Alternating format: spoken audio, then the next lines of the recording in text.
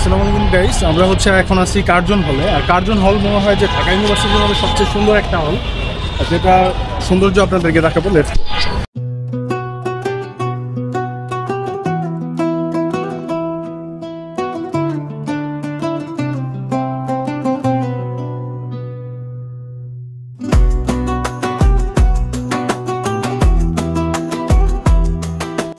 Curzon হল, যেটা ঢাকা ইউনিভার্সিটির সবচেয়ে সুন্দরতম হলগুলোর মধ্যে একটি। দেশ বিভাজনের আগে ব্রিটিশ শাসনামলে তৎকালীন ইন্ডিয়ার রাজপ্রতিনিধি লর্ড কার্জন এই ভবনগুলো নির্মাণ করেন 1904 সালে।